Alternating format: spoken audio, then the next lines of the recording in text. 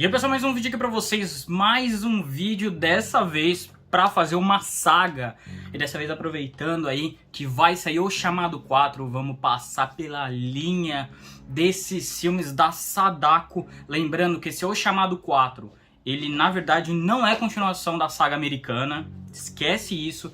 Isso é uma continuação desses filmes aqui, da saga japonesa, que é o que a gente vai conversar hoje. Vamos passar pelas partes mais importantes, comentar, falar um pouquinho de cada coisa e como essa saga foi de um ótimo filme de começo para filmes tenebrosos mais pra frente.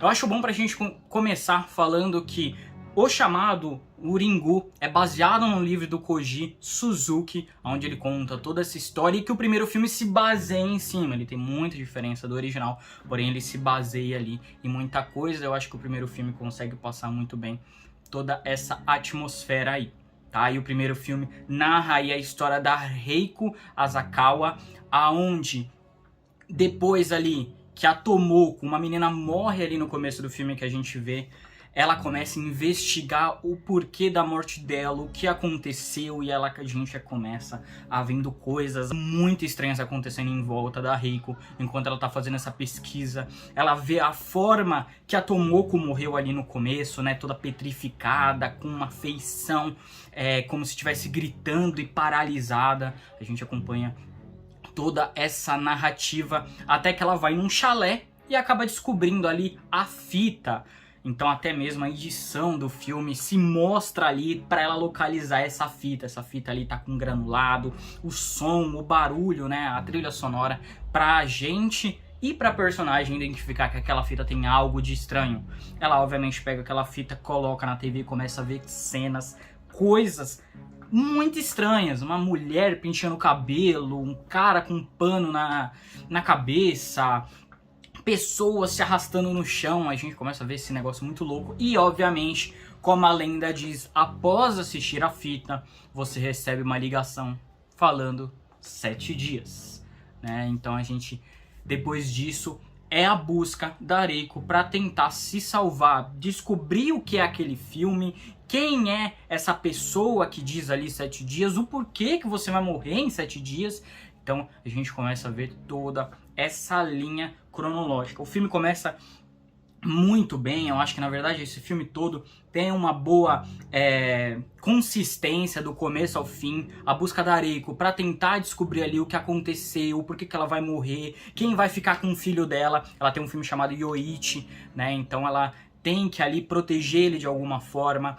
A gente vê ela levando ali a fita pro ex-marido dela, o Ryuji, que por sinal ele é o Scorpion aí do Mortal Kombat. Ele fez John Wick 4, ele né, mega famoso nessa parte ali de filmes de ação, de aventura e assim por diante, principalmente quando tem samurai, esse tipo de coisa. Então a gente vê ela levando ali, mas na verdade ela não leva a fita original e sim uma cópia pra ele, que a gente vai descobrir o que isso influencia de uma pessoa assistir a cópia e não o original. Então a gente vê ali os dois personagens, e nessa franquia você vai perceber que sempre vai ter dois personagens e uma criança, tá? Dentro dessa dos filmes vai ser nesse mesmo modelo. Então a gente acompanha ali eles tentando descobrir o que é aquilo e como impedir aquilo, que é o mais importante, né? A gente descobre também que o Ryuji, ele é médium, ele sente coisas ali diferentes, se tem um espírito na casa, esse tipo de coisa. Então ele começa a perceber coisas diferentes que estão acontecendo em volta da Reiko ali e também em volta dele. Eles começam a ter algumas visões, alguns sentimentos diferentes ali em torno do que está acontecendo.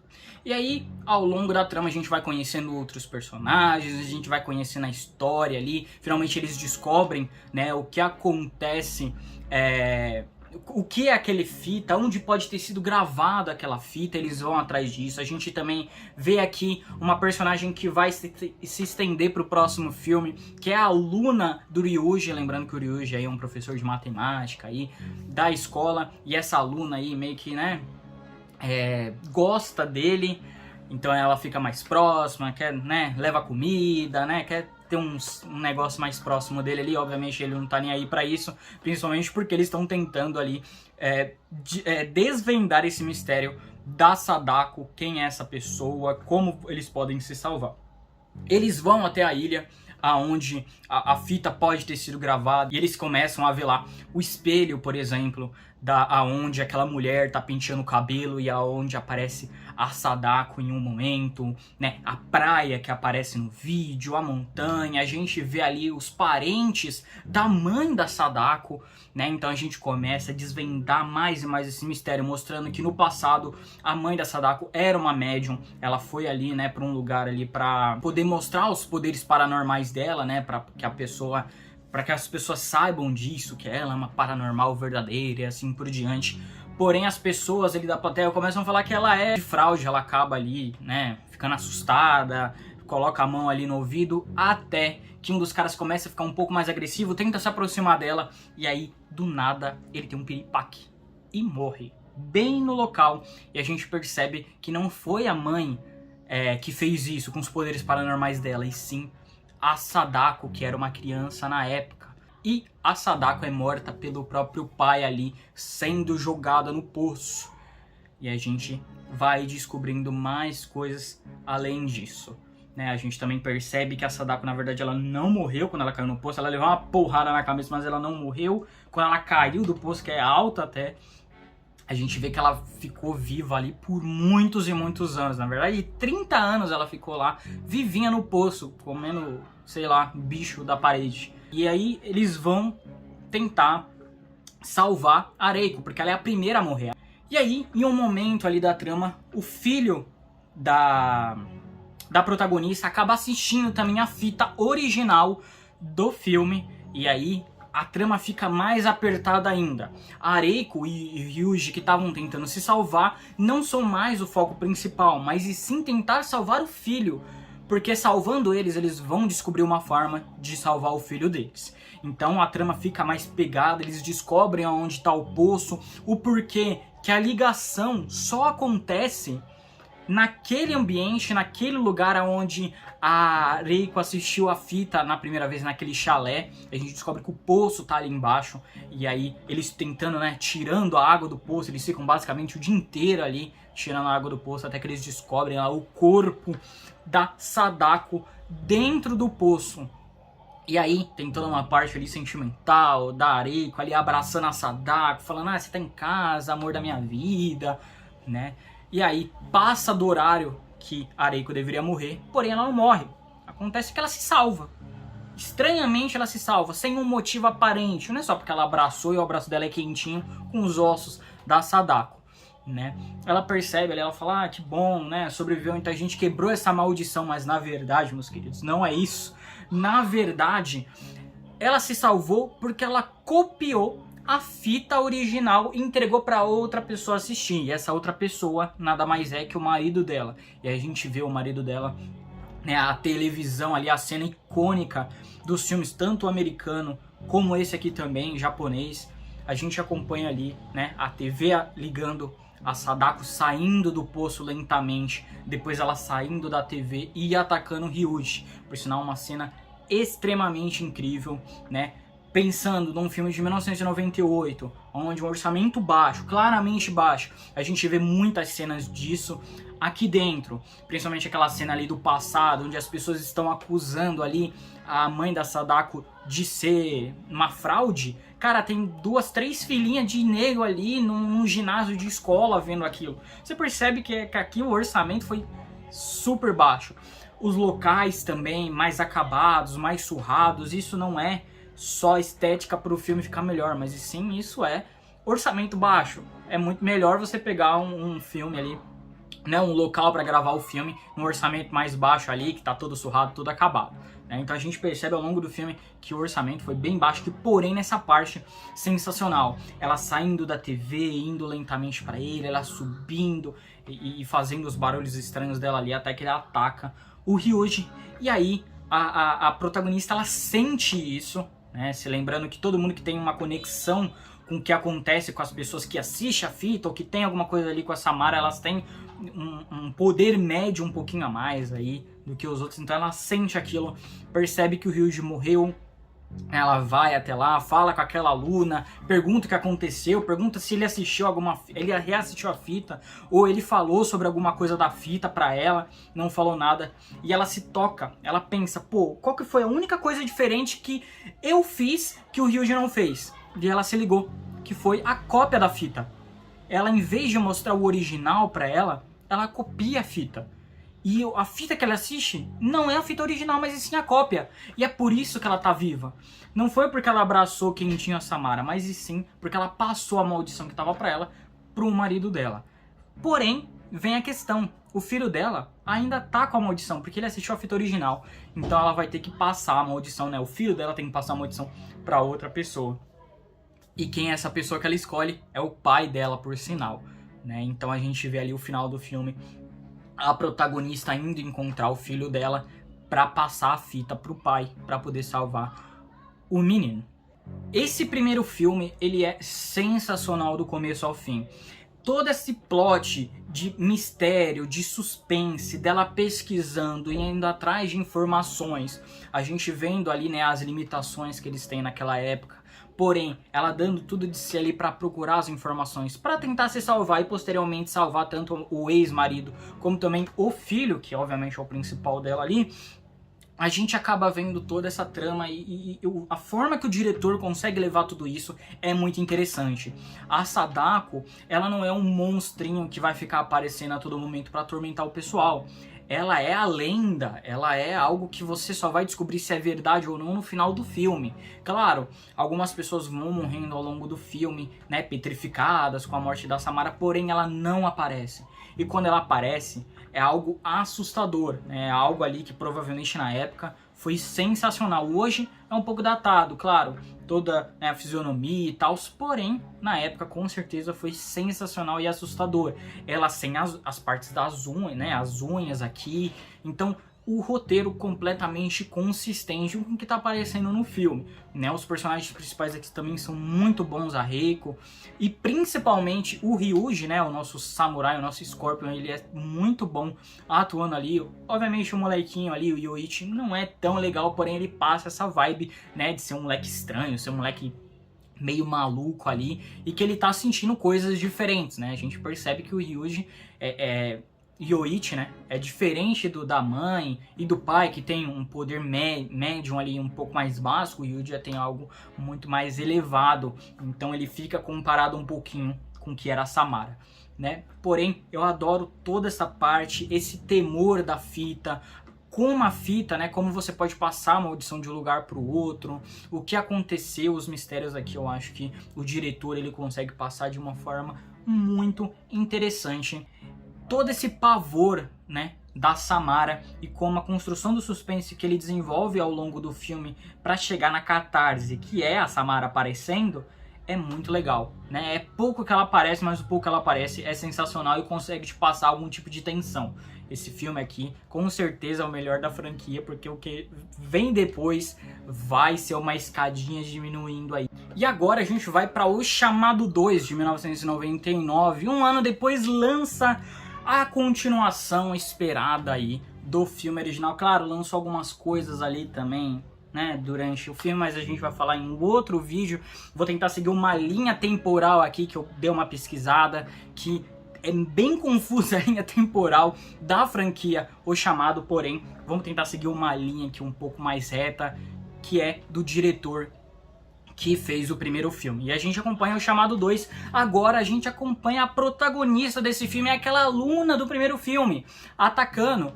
Ela, né, fica encucada o porquê que o professor amado dela morreu. Ele era, cara, o crush dela, e por que ele morreu, como ele morreu, o que tem a ver o vídeo, o porquê disso.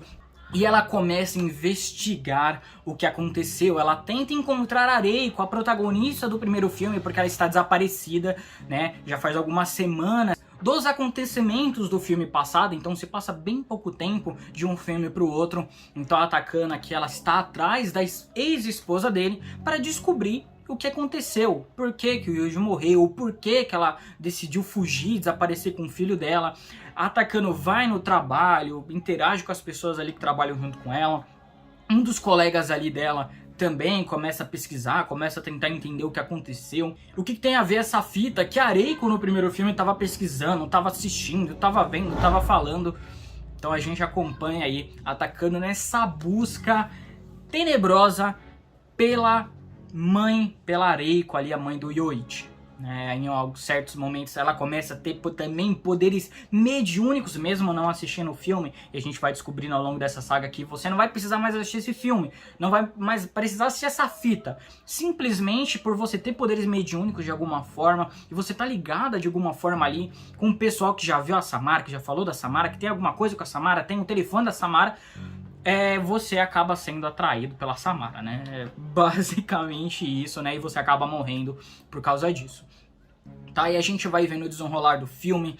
Aqui tem uma quantidade maior de personagens do que o primeiro filme, onde ele era mais sucinto. Ele se concentrava ali na busca da Reiko para salvar o filho, para se salvar o ex-marido e também, obviamente, o principal, salvar o filho. Aqui já começa a entrar mais personagens. Tem ali o detetive, né, que tá indo atrás de descobrir por que as pessoas estão morrendo paralisadas daquela forma, por que a Reiko fugiu depois que o marido dela morreu, por que levou o filho, o que tá acontecendo. A gente acompanha ele tentando ali investigar algumas coisas, até chegar na Takano e todo mundo tá reunido ali. Também, como eu comentei, o amigo ali que trabalhava com a Reiko no primeiro filme, também tentando descobrir aqui.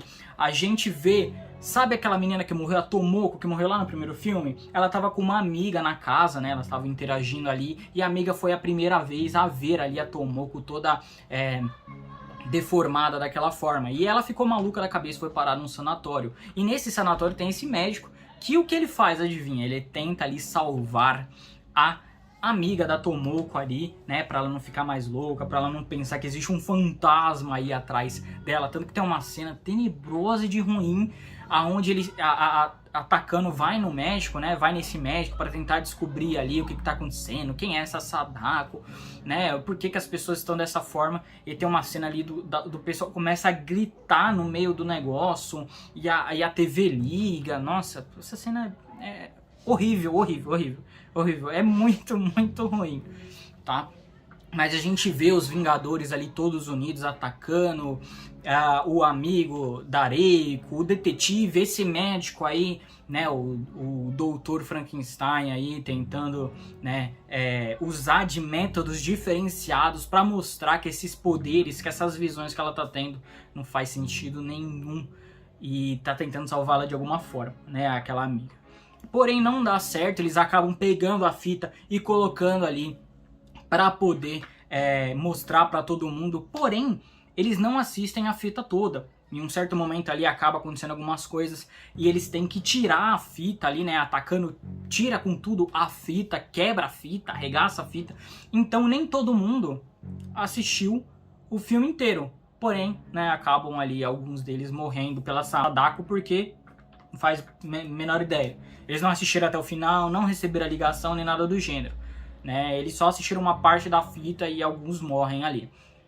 Porém, depois de um tempo atacando ali, procurando, encontra o Yoichi ali perdido na cidade.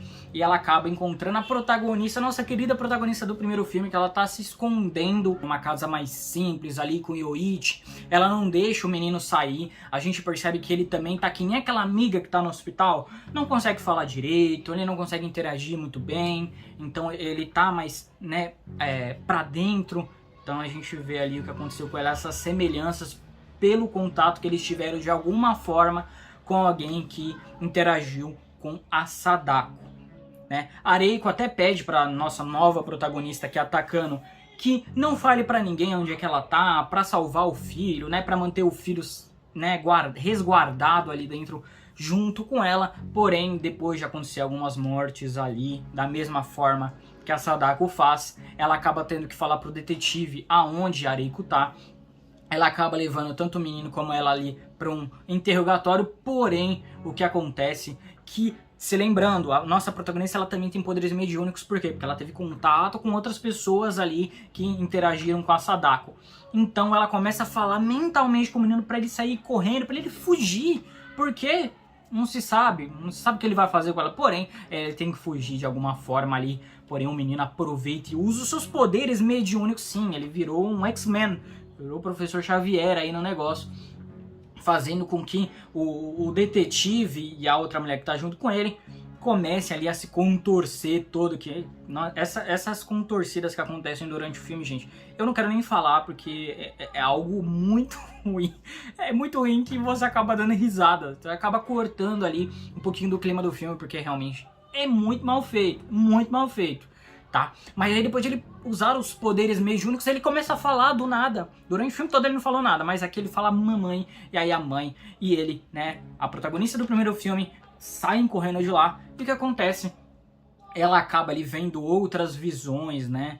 E a visão fala que o filho dela não é mais o filho dela, e sim é algo diferente.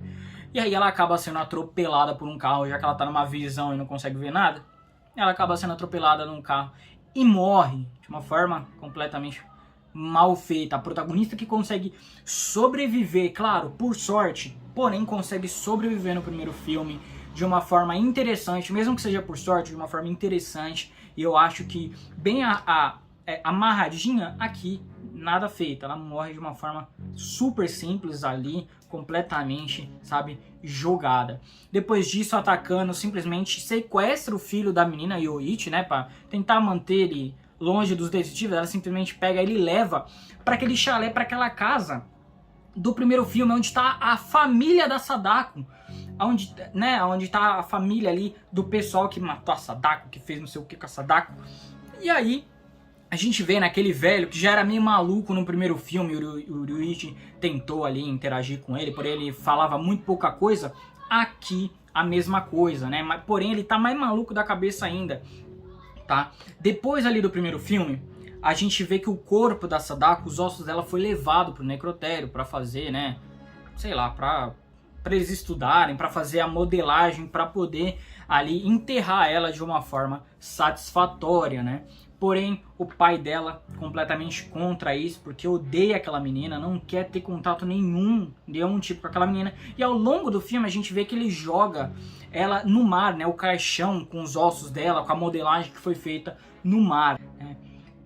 E esse velho continua sendo arrogante, todo chato, né? Não falando nada, como era lá no primeiro filme, né? Então você vê a quantidade de personagens, de subtramas que vão sendo ali jogadas durante o filme, que começam a se converger para esse ponto, que é o ponto mais maluco do filme. Porém, eles começam a se converger para esse ponto aí, né? Eles acabam atacando Yoichi, acabam indo para esse lugar onde esse velho tá também, para essa casa. E ele olha, né, o velho olha de uma forma diferente. Aquele médico maluco lá, o doutor, ele tá também, ele encontra de alguma forma atacando o Yoichi naquele lugar. E ele planeja, olha, vamos acabar com essa maldição da Sadako aqui, né? Esse negócio médium existe, porém a gente tem que descobrir uma forma ali de tirar essa maldição, né, que é colocada nas pessoas que têm contato com ela. E aí ele monta todo um aparato tecnológico para poder passar ali as imagens que tem na cabeça do moleque para televisão, para que a protagonista consiga ver a fita que ele assistiu no primeiro filme. E aí começa a ficar um bagulho muito maluco, cara. Primeiro, como é que ele, né, esse doutor aí construiu tudo isso, sendo que ele mesmo não aprovava esse negócio de médium, que era tudo besteira no começo do filme. Mas bem, ao longo desse negócio maluco que tá acontecendo aqui, é esse velho, né, o parente aí da Sadako, ele fica maluco ali, ele começa a ver a Sadako, né, o caixão dela na piscina, do nada, e aí ele vai e se joga na água pra ser levado junto com a Sadako, pra morrer junto com ela, né? A gente vê, minha Nossa Senhora, ele sendo afogado dentro da piscina. É muito engraçado. De novo, ele corta, né, essas partes que eles tentam mostrar de uma forma séria, acaba sendo muito mal feito e acaba sendo ruim, né? Acaba cortando ali o feeling que a gente tá sentindo do doutor maluco fazendo ali as coisas. Porém, enquanto ele tá fazendo aquelas coisas que tá dando errado, o doutor acaba pegando uma parte ali do aparato dele, se jogando na água, sendo eletrocutado junto com a doutora que tá junto com ele, é a enfermeira, né? E aí a Takano, a protagonista, e o Yoichi acabam sendo teletransportados para o poço. Eles acabam sendo levados para lá, eles se penduram no poço tentando sair, porém o Yoichi fala que eles têm que se jogar ali na água e aceitar o poder. Eles caem na água ali e depois disso eles conseguem sair, né, se salvar ali das maluquices da Sadako.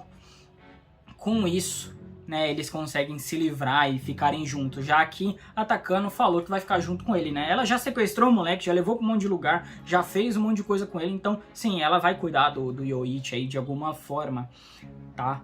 E aí a gente vê ali também que aquele amigo, sabe aquele cara que trabalhava ali com a Reiko no primeiro filme, que ajudou a Takano nesse segundo filme aí também, ele foi morto pela Sadako ali, ele tava, né, assistindo o negócio, e aí ele é morto pela Sadako também, tem um pessoal que fica maluco, e assim por diante. Esse filme aqui, você percebe como diminuiu a qualidade comparado ao primeiro. Ele começa a ter muitas subtramas, muitos personagens, e tendo que contar a história desses personagens, contar informações deles, esses personagens interagirem com os personagens principais do filme, acaba sendo muito exagerado, muita informação ali conjunta, que você acaba se perdendo. Outra coisa, que o diretor, mesmo sendo o diretor do primeiro filme, ele até consegue manter uma linha ali tênue para não ficar tão ruim como é os próximos filmes dessa saga. Porém, ele acaba diminuindo, né, principalmente por causa desse poder mediúnico que é colocado aqui. No primeiro filme a gente vê ali que eles têm esse poder mediúnico, porém é mais de sentir algo ou de ver algo diferente. Aqui não, aqui já passou para X-Men mesmo. É o Yoichi usando poder pra torturar ali os caras, pra impedir que eles andem, sabe? Começa a ficar algo muito sobrenatural no sentido tosco da palavra, porque você acaba não levando sério o que tá acontecendo ali com os personagens, que foram construídos no primeiro filme, porém aqui eles são completamente jogados. A gente vê outros personagens aparecendo, o Ryuji, lá do primeiro filme, o Samurai, o Scorpion, ele aparece aqui, porém de uma forma, sabe, só pro roteiro continuar, abraçando o filho, salvando o filho ali do poço, falando pra menina cuidar dele, né? Então é muito jogado isso aí. Esse amor que essa aluna tem por ele também, que ela fica, né, vendo algumas cenas do passado, dela interagindo com ele, é muito maluco, sabe? Então a gente começa a ver a trama, ela sobrecarregando pela quantidade de personagens, pela quantidade de fatores que influenciam ali a Sadako matar alguém. Então acaba ficando bem ruim. As aparições da Sadako também aqui são bem fracas, porém esse filme ainda continua mantendo essa linha tênue que a gente viu no primeiro filme. Ele é muito pior do que o primeiro filme, porém ele consegue ter alguns fatores que são divertidos, né? O começo ali dessa pesquisa, né? É parecido com o que aconteceu no primeiro filme da Takano, descobrindo o que está acontecendo, né? O porquê que está acontecendo, chegando ali a algumas situações é interessante. Porém, a partir da metade do filme pra frente, começa a vir mais esse poder sobrenatural, complementos na história da Sadako, lá da fita, que a gente não teve todas as informações, mas essas informações que foram no primeiro filme foram essenciais e super bem feitas. Aqui, eles querem complementar essas informações para poder encaixar no que eles estão propondo dentro do filme e acaba estragando o que foi bem feito no primeiro filme, né? Então, esse diretor acerta no primeiro e erra no segundo, né? Mas ainda é aceitável comparado com os filmes sequentes que aparecem aí durante essa saga. E agora é O Chamado Zero. Sim, a gente vai contar uma prequel, né? A gente vai contar a história da Sadako 30 anos no passado, lembrando aí que ela ficou, né, 30 anos presa dentro do poço, que foi contado no primeiro, foi mostrado aí no segundo, e aqui a gente vai ver finalmente, né, porque todo mundo queria saber, a história maravilhosa dessa nossa fantasma camarada, onde a gente acompanha aqui a própria Sadako, né, aonde depois ali da mãe dela se suicidar e tal, ela tenta, né, interagir com o pessoal, ela participa de um grupo de teatro ali, ela vai ser atriz, olha só, porém ela é uma menina muito introvertida, não consegue ter ali uma interação com as outras pessoas de uma forma satisfatória, ela passa ali com alguns médicos também para conversar com ela, para ver se ela tá fazendo alguma coisa de bom, né? E aí a gente vê, né, que as pessoas começam a ver ela de uma forma ruim, eles começam a ter sentimentos ruins quando ela está perto. E o principal, elas começam a ver visões do poço. Lembrando que a Sadako, ela atacava as pessoas nos outros filmes porque de alguma forma eles viram a fita ou eles viram ali alguma coisa sobre ela que ligava a outra. Aqui esquece fita. A fita foi esquecida na metade do segundo filme para frente. O restante dessa saga aqui, nessa parte, que essa história que o diretor, o Hideaki Nagata, tá fazendo aqui desses filmes, em um certo momento a fita acaba sendo esquecida. É simplesmente visões, interações, pensamentos sobre a Sadako já fazem a Sadako querer matar todo mundo. E aqui não é diferente disso. Principalmente porque quem mata nos outros filmes é a fantasma Sadako. Como é que essas pessoas estão morrendo nesse filme se a Sadako tá viva? E a gente vê isso. Se lembrando que a Sadako tem poderes psíquicos, né? Ela tem poderes mediúnicos que acabam fazendo com que as pessoas morram, né? E ao longo do filme a gente vai vendo pessoas que não gostam ali da Sadako de alguma forma, e a Sadako não vai com a cara deles também, ela acaba matando petrificada da mesma forma que foi mostrado nos filmes anteriores. Claro, esse filme não foi feito pelo mesmo diretor dos dois primeiros filmes. Esse filme aqui foi feito pelo Norio. Porém, os nomes japoneses são, né, difíceis de pronunciar. Porém, ele usa muita coisa que o Hideo fez ali nos dois primeiros filmes. Muitas das coisas que ele colocou estão aqui transparecidas nesse filme, né? As formas e tal, né? Porém, a gente vê aqui de uma forma muito ruim. E ele segue muito o que aconteceu no segundo filme.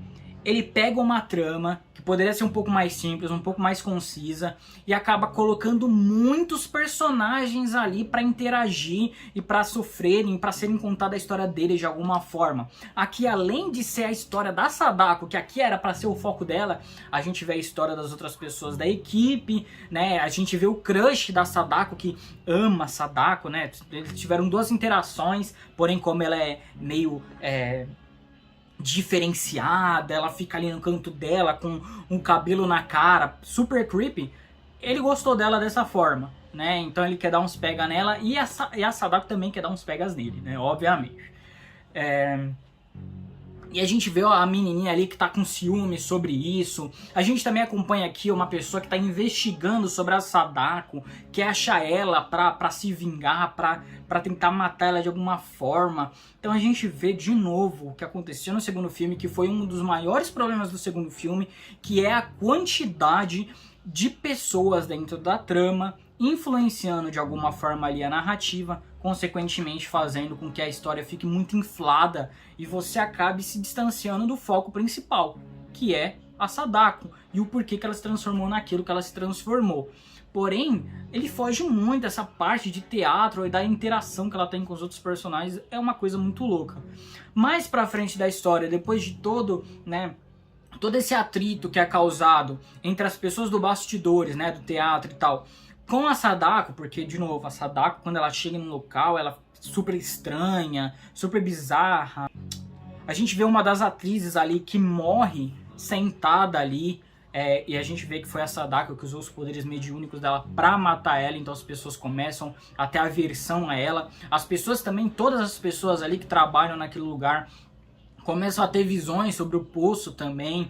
O diretor começa a ameaçar a Sadako porque ele fala que conheceu a mãe dela e sabia que a mãe dela tinha poderes também.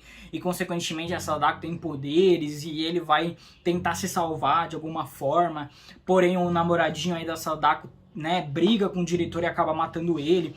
Cara, é tenebroso de como as atuações desse filme são ruins pra começo de conversa. Lembrando que a mesma atriz que faz a Sadako aqui faz a Sadako nos outros dois filmes. Porém nos outros dois filmes ela não fala, ela não interage com ninguém, ela só mata. É só pra ser creepy. Aqui ela fala, ela interage e é de uma forma tenebrosa de ruim, cara. É muito, muito ruim. Esse filme é muito ruim. Esse filme é tenebroso, tá? E aí a gente acompanha, né, depois de algum tempo, né, desses sumiços que estão acontecendo ali dentro, as pessoas descobrem o corpo do diretor que foi morto. Aquela investigadora que está atrás da Sadako também encontra a Sadako ali numa peça que está fazendo. Aquela mulher, sabe, a menina que tinha interesses amorosos no crush da Sadako, né, ela acaba pegando uma fita a mesma fita que foi gravada ali daquela coisa que aconteceu com a mãe da Sadako, onde as pessoas estavam falando mal dela, falando que ela era mentirosa. Exatamente, gravaram o áudio daquilo e essa merdeira, obviamente, coloca ali pra tocar. A Sadako começa a ficar maluca da cabeça ali, explodindo coisa, fazendo coisa voar, sei lá. E aí o que acontece? As pessoas começam a perseguir ela, porque, lembrando, eles descobrem que o diretor tá morto. A primeira coisa que eles falam foi essa daqui matou, do nada. Sabe? Tira e queda. A culpa é toda da Sadako, né? Então, as pessoas vão perseguindo ela, o crush dela tenta até ajudar, porém não consegue. E aí vem a cena, a cena que é... Lembrando, a Sadako, ela meio que anda toda quebrada, toda esmagalhada ali, fazendo barulho e tal. E aqui mostra isso, como que isso aconteceu, foi que as pessoas começaram a arrebentar ela na porrada. Com martelo, com porrete, na mão, começando a bater nela, arregaçando ela toda trincada ali no chão. As pessoas pensam que ela morreu, porém, ela na verdade...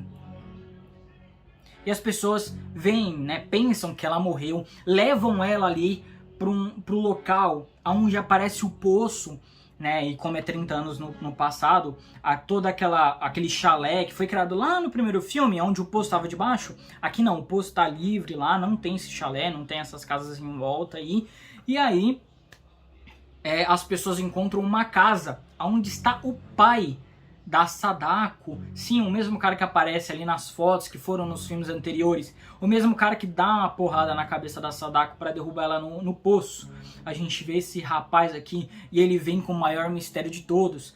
Na verdade, aquela investigadora vem com o maior mistério de todos e o pai só confirma que na verdade a Sadako, ela tinha uma irmã, não, um alter ego, uma outra Sadako que mantinha também a maldição, né? Consequentemente ia matar todo mundo lá que teve a visão do poço, ia se concretizar. Então eles vão atrás dessa segunda Sadako para poder matar, e essa segunda Sadako está ali com o pai. Eles descobrem ali que... Eles veem ali que o local onde está essa segunda Sadako tá vazio, não tem ninguém. E aí o pai vem com a questão, vocês trouxeram a Sadako 1 pra cá? Exatamente, a Sadako 1 está viva, mas mesmo depois de ter sido arrebentada, os ossos tá tudo dobrado, ela tá vivona, benzona, consegue até andar devagarzinho, mas consegue andar, consegue ficar em pé. E aí o namoradinho dela leva ele embora. Sabe aquela menina que tinha crush lá no crush da Sadako? O cara, a menina, ela acaba ajudando eles a fugir. A trama inteira é ela pesquisando sobre quem é a Sadako, por que ela é tão estranha, e depois ela colocando o áudio ali do bagulho médium ali no teatro para as pessoas ouvirem, para a Sadako ouvir, para acabar com ela. Ela do nada muda de uma hora para outra, que vai ajudar eles dois a se salvarem, que o amor sempre vence, o amor tem que vencer no final, né? Ela tenta impedir as pessoas, porém as pessoas saem correndo para caçar, né? Eles dois, a Sadako se entrega à mini Sadako, onde abraça, tem toda uma cena ali maravilhosa, linda, onde a mini Sadako, o alter ego dela, abraça ela e ela começa a atacar as pessoas usando poderes mediúnicos, obviamente. Então as pessoas que estão lá caçando a Sadako acabam ouvindo o grito do crush da Sadako ali, né, provavelmente morrendo, e depois disso a gente vê cada um caindo ali, todo se contorcendo pelo que a Sadako está fazendo. Consequentemente, a Sadako começa a matar todo mundo, até que aquela investigadora consegue sair correndo junto com a menininha que colocou o áudio ali. As duas correm ali para uma casa abandonada que eles acham, porém a Sadako consegue alcançá-las e matá-las. Na verdade, não mata com os poderes mediúnicos, mas e sim, as duas dão um tiro, né? A outra tinha uma arma, dá um tiro na cabeça da menina e na dela também. Depois disso, o pai dela acha a Sadako ali toda chorandinha, leva ela pra casa, dá uma cuidada dela e aí adivinha, a Sadako é envenenada pelo próprio pai. Exatamente, a Sadako, além de ela levar porrada, ser envenenada, ela continua, adivinha, viva. E aí, para dar o golpe de misericórdia, né, o pai, ele pega um facão ali, pega um porrete que tava, eu nem consegui perceber direito que tava, porque a cena tava tão ruim, mas ele pega o porrete e dá na cabeça dela, que é a cena que a gente vê nos outros filmes, do pai bater na cabeça dela e ela caindo ali para o poço. E depois de cair para o poço, a gente vê que de fato ela ficou viva lá dentro, e aí o pai fecha o pulso e termina o filme, o chamado Zero, que é zero mesmo de nota que tinha que receber essa porcaria. Porque esse filme é muito ruim, cara. Do começo ao fim, toda essa trama, todo esse roteiro que foi criado em cima é horrível. Os personagens também, a direção, cara, eu acho que mais estraga nesse filme, além da direção, são os atores, cara. Todos os atores aqui são ruins de alguma forma, eles são horríveis. Eles são horríveis, horríveis. O enquadramento que o diretor usa de alguma forma, a trilha sonora, o roteiro, como é levado todas as situações do filme, essa quantidade gigantesca de personagens, é muito ruim, cara. É muito ruim, cara. A gente sabe que mostrar prequel de algum personagem sempre é ruim. E aqui se concretiza isso. Isso aqui firma esse contrato com prequels, cara. É muito ruim a forma que é levado toda essa informação, todas essas coisas aí pra personagem, tá? É um filme tenebroso, que você pode encontrar aí em alguns streams pra assistir. E eu espero que vocês não assistam, porque esse filme realmente é muito ruim. A Sadako aqui nesse filme, cara, essa atriz, ela é muito ruim, cara. Ela faz muito mal o papel dela e todos os outros também. As mortes, né? A fantasma no final ali é muito, muito ruim. E agora a gente vai pro último filme dessa linha do tempo aí, do mesmo diretor dos dois primeiros filmes. A gente acompanha, né, Sadako, o capítulo final. Esquece todos os outros filmes que foram lançados da franquia Sadako. O Zero ainda faz até parte dessa linha do tempo, porém ele é muito pouco explorado. Aqui o filme se passa 20 anos depois, ele foi lançado aí em 2019. A gente acompanha aí a história da doutora Akikawa e seu irmão Kazuma, onde essa doutora aí acaba recebendo uma menina muito estranha, que não se lembra do que aconteceu no passado dela, não se lembra o nome dela, que vai para esse hospital depois que a mãe tacou fogo ali dentro do quarto, né? E a gente vê a primeira cena dela fazendo isso, da menina presa dentro do armário, e da Sadako aparecendo e soltando ela, e aí a casa pegando fogo e morrendo. A gente sabe a verdade, porém aqui, né, os investigadores falam que a mãe tacou fogo porque tinha raiva das outras pessoas, porque ela sofria bullying, né, pelas outras pessoas do condomínio. E a doutora Akikawa ali acaba, né, resguardando a menina, ficando junto com a menina, tentando entender e salvar ela de alguma forma. Enquanto isso, a gente tem um Kazuya, que é o irmão da nossa protagonista, basicamente o Lucas Neto do Japão. Ele faz os videozinhos ali para as crianças, querendo divertir as crianças de uma forma maravilhosa. Ele acaba, né, tendo poucas visualizações nos vídeos dele, e ele quer arriscar, ele quer fazer uma coisa diferente para atrair mais público, mais retenção pros vídeos dele, né, que por sinal um like, comentário e se inscrever no canal também ajuda bastante, então façam isso aí também. Aqui ele quer arriscar diferente, fazendo o que? Agora pegando um pouco da parte de terror, então ele vai ali investigar o que aconteceu nesse apartamento que pegou fogo. Depois que ele investiga ali, do nada ele desaparece. E a gente acompanha aqui a doutora Akikawa tentando descobrir o que aconteceu com o irmão dele, por que ele fugiu, o que aconteceu depois que ele foi para aquele apartamento. Porém, ele também tem que lidar ali com as coisas que estão acontecendo com essa menina muito estranha, a Mini Sadako, eu apelidei ela, a Little Sadako aí, começa a fazer coisas estranhas dentro do hospital, né, poderes mediúnicos começam a sair dela, ela derrubando coisa dos meninos porque os meninos estão fazendo bullying com ela, então ela começa a descobrir coisas, a menina tem uma interação, né, ela começa a falar mais com essa doutora do que com os outros, então ela começa a descobrir algumas coisas. Tem uma mulher muito estranha que fica invadindo toda hora o consultório dela à noite para ficar trocando as flores. A gente vê uma cena ali que ela tá fazendo isso, tentando invadir, aí começa um diálogo completamente tenebroso, aonde as duas estão, a doutora tá começando a ficar com medo dela e a outra tentando ir pra cima dela com uma tesoura de cortar planta, né? Ela fica, é até engraçado de falar, ela fica ali assustada pelo que tá acontecendo, porém a Mini Sadako aparece pra salvá-la, né, do que tá acontecendo ali, porque obviamente ela ia ser atacada pela essa mulher maluca, até que acontece algo obviamente que a gente tá esperando muito. Lembrando que eu já falei nas partes do vídeo aí, essa parte de você assistir a fita, de você ter algum tipo de interação ali com quem assistiu a fita e assim por diante, acabou aqui, tá? Acabou. Aqui simplesmente é você pensar na Sadako, a Sadako já tá indo pra te matar. É basicamente isso, tá? Então aqui a Sadako do nada liga a TV e aparece ela saindo da televisão. Eu até gostei disso, tá? Obviamente a tecnologia tá diferente, tá melhor a saída dela da TV comparado ao que tava nos outros filmes. Porém,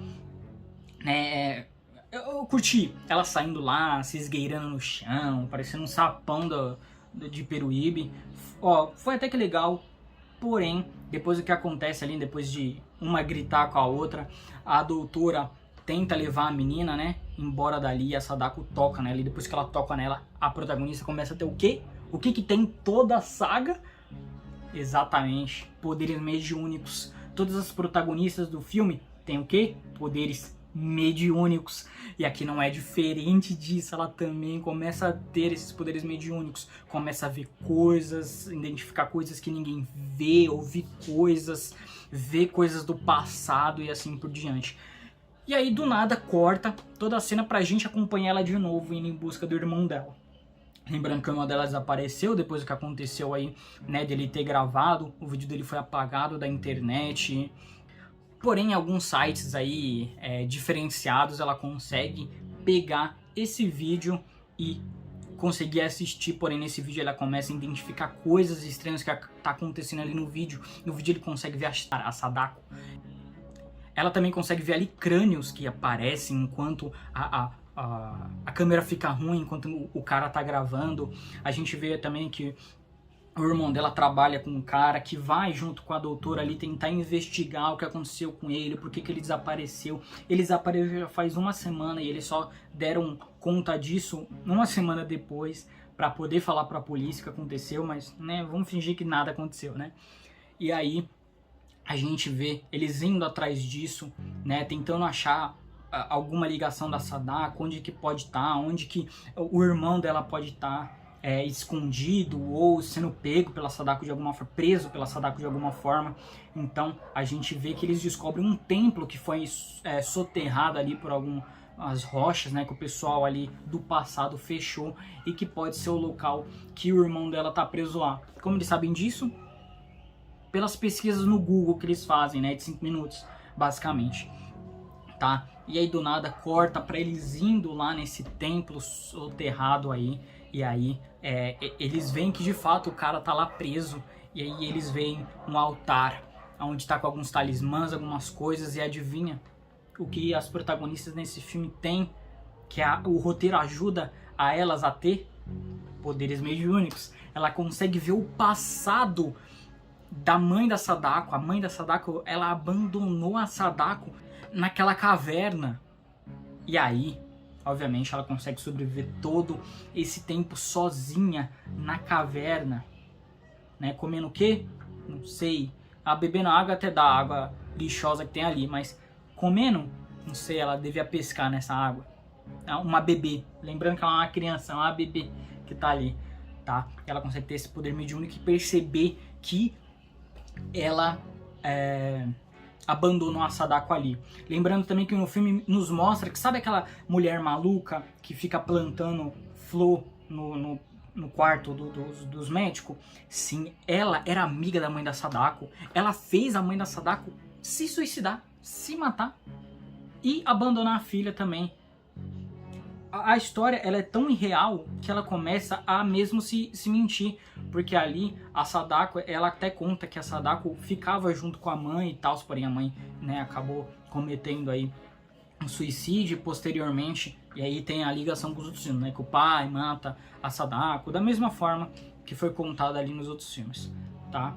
Porém, ela que foi a pessoa que fez com que a mãe da Sadako fizesse isso, ela que criou essa maldição que a Sadako faz, né, mata as outras pessoas. E com isso, voltando lá, depois da protagonista, depois da doutora ter visto ali essa visão da mãe da Sadako abandonando ela, adivinha o que acontece? Exatamente, é isso que você pensou, a mini Sadako aparece naquela mesma caverna que tá fechada. Como ela aparece, você me pergunta, e eu obviamente te respondo. Ela não tá ali com corpo não, meu querido, ela tá ali com a força, com o poder dos Midichlorians, com o Ki, com o Cosmo. Sim, ela tá lá em projeção astral, ela envia sua alma lá.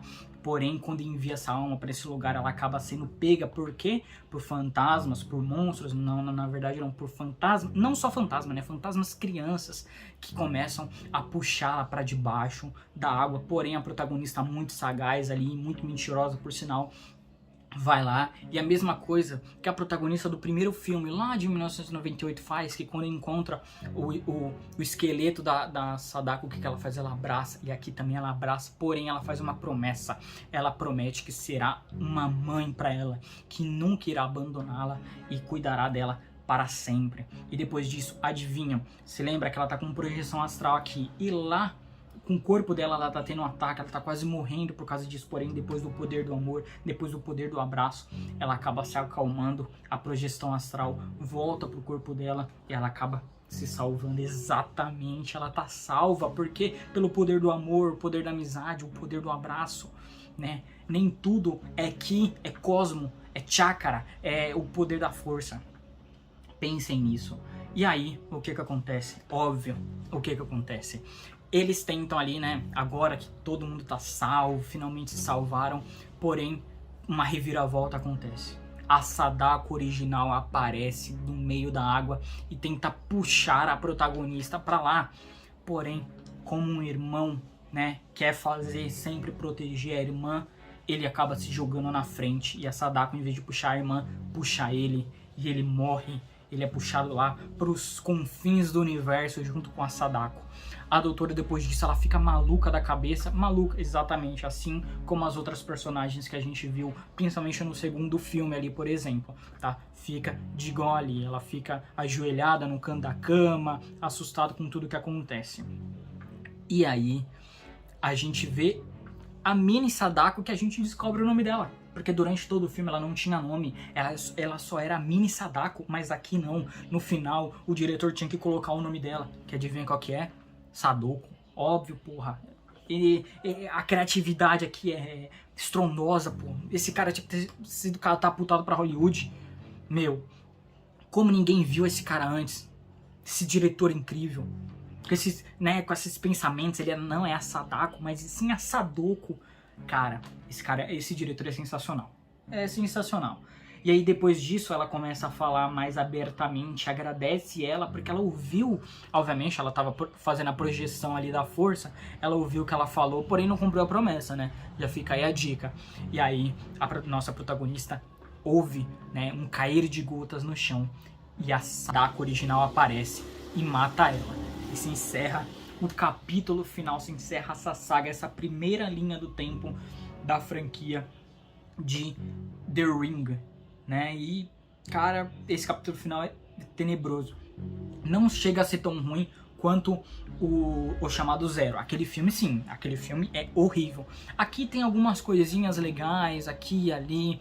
Pelo fato de ser em 2019, o filme tem toda, né, a tecnologia ali envolvido. Aqui obviamente não tem fita, então eles tentam ser de outra forma. Eles tentam pegar essa parte da internet, então de você ter visto o vídeo ali de alguma forma no computador, ou, né, o irmão dela gravando. Tem algumas ideias interessantes, porém o filme todo é muito ruim. A atuação dos personagens obviamente é ruim, de todos, da criança a Sadako véia, mesmo ela não falando, é muito ruim. E olha que ela não fala nada, ela aparece pouco no filme, tá? Fica só a dica. Tem uma parte que aparece só a cabeça dela. Nossa, é tenebroso, tá? Trilha sonora, roteiro, direção. Tem algumas partes que a direção até faz um trabalhinho ali razoável, porém a grande maioria é muito ruim. Muito ruim pensar que o primeiro filme ele é sensacional, o segundo filme tem muitos problemas, porém, como eu comentei, ele continua numa linha tênue ali, que dá para se salvar, ele tem pontos mais interessantes do que ruins, porém tem os pontos que estão ruins ali são muito ruins. No Ressurge não tem nada de bom, é ruim do começo ao fim, é tudo ruim. Naquele filme tudo é ruim, até o nome é ruim. The Ring Zero é horrível. E aqui o capítulo final não fica diferente. Ele é tão ruim quanto, porém tem alguns pontos interessantes ali, mas não se salva com o restante. De novo, o que foi ruim nos outros filmes transparece aqui, uma baita quantidade de personagens para eles terem que tratar as informações desses personagens, da garotinha, da Sadako velha, da protagonista, da irmã do protagonista, do amigo que tá trabalhando com ele, do doutor, de não sei quem. Cara, tem tanta coisa aqui para eles contarem, esse excesso de personagens que acaba não contando nada. Não tem um ponto final para esses personagens, principalmente porque o filme não é tão grande e a história que o filme segue também não é para tanto. Tá? Principalmente que tem muitas cenas ali que ele simplesmente, a cena tá seguindo um ritmo e aí quando corta pra contar a outra parte que ele quer, a cena tá do outro lado e aí você não tem concordância de segmentos, não, sabe, não tem uma linha ali que você segue no filme. O diretor, ele pegou sabe, capítulos que ele gravou ali, juntou e lançou como filme. O Hideo, cara, ele fez um belo trabalho no primeiro filme, fazendo essa adaptação da obra original ali, do livro, da novel, porém, a partir do segundo filme, que aí ele não se baseia mais no livro, né, você começa a ver que a saga vai pra baixo de uma forma estrondosa, acabando pelo menos com essa linha do tempo que eu tô falando pra vocês, essa primeira linha do tempo, esse capítulo final aí da Sadako. Tá? E aí no próximo filme a gente vai ver essa outra linha do tempo, que aí já conta com Espiral, que foi lançado ali no mesmo ano que o primeiro filme. A gente vai ver Invocação 1 e 2 também. E depois a gente até passa pelos filmes americanos, porém eles não são tão importantes, já que o Chamado 4 vai se basear em toda essa parte japonesa da coisa. O nome, o Chamado 4, foi simplesmente para vender, e não que vai seguir a linha do tempo aí dos americanos. E eu quero saber a opinião de vocês, o que vocês acharam desse primeiro vídeo da saga do Chamado, do The Ring aí, do Anel. Eu quero saber a opinião de vocês, coloca nos comentários, deixa o like, se inscreve no canal, ativa as notificações para não perder nenhum filme. E nos comentários, coloca aí, qual foi o melhor filme que vocês acharam dessa primeira parte, dessa primeira linha do tempo, e se vocês assistiram algum deles. Comenta, eu quero saber a opinião de vocês, e até o próximo vídeo. Tchau.